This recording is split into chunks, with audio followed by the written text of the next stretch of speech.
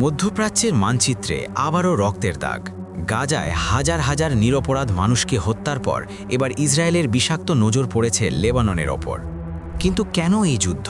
এটি কি শুধুই নিরাপত্তার প্রশ্ন, নাকি এর পেছনে লুকিয়ে আছে প্রধানমন্ত্রী নেতানিয়াহুর ক্ষমতার মোহ আর রাজনৈতিক অস্তিত্ব রক্ষার মরিয়া চেষ্টা?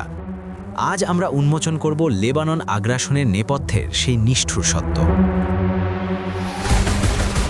ইসরায়েল দাবি করছে তারা ১৯৮২ সাল থেকে হিজবুল্লাহর বিরুদ্ধে লড়াই করছে, কিন্তু গত ২ দশকে তারা বারবার প্রমাণ করেছে যে লেবাননের অভ্যন্তরীণ দুর্বলতাই তাদের জন্য সবচেয়ে বড় সুযোগ।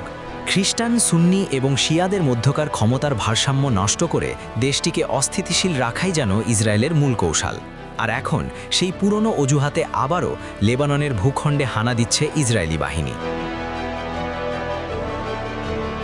কিন্তু বিশ্লেষকরা বলছেন ভিন্ন কথা। গাজায় হামাসকে নির্মূল করতে ব্যর্থ হয়ে এবং নিজ দেশে তীব্র জনরোষের মুখে পড়ে নেতানিয়াহু এখন দিশেহারা। নিজের রাজনৈতিক ইমেজ ফিরে পেতে তার একটি বড় বিজয় প্রয়োজন। ট্রাম্প প্রশাসনের সাথে দর কষাকষিতেও সুবিধা করতে পারছেন না তিনি, তাই নিজের ব্যর্থতা ঢাকতে লেবানন সীমান্তকে তিনি নতুন যুদ্ধের রণক্ষেত্র হিসাবে বেছে নিয়েছেন। গাজায় যে পদ্ধতি ব্যবহার করা হয়েছে ঠিক সেই একই কায়দায় এখন দক্ষিণ লেবাননের শিয়া অধ্যুষিত গ্রামগুলোকে মাটিতে মিশিয়ে দিচ্ছে ইসরায়েলি বিমান বাহিনী। হাজার হাজার সাধারণ মানুষকে বৈরুতের দিকে পালিয়ে যেতে বাধ্য করা হচ্ছে। ইসরায়েলি কর্মকর্তাদের মতে দখলদারিত্বই নাকি এর একমাত্র সমাধান, কিন্তু তারা ভুলে যাচ্ছে দখলদারিত্ব মানেই দীর্ঘস্থায়ী শোষণের এক জঘন্য অধ্যায়, যা কেবল আরও রক্তপাতি বয়ে আনবে।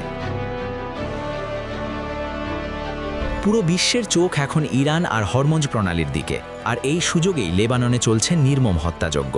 নেতানিয়াহু হয়তো তার ক্ষমতা ধরে রাখতে পারছেন, কিন্তু তার এই সামরিক দাম্ভিকতার মূল্য দিতে হচ্ছে সাধারণ মানুষকে।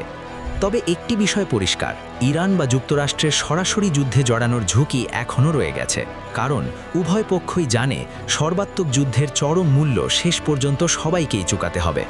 দখলদারদের এই নিষ্ঠুর পরিকল্পনা কি শেষ পর্যন্ত সফল হবে, নাকি লেবাননের মাটি থেকেই শুরু হবে ইসরায়েলের চূড়ান্ত পতনের ইতিহাস?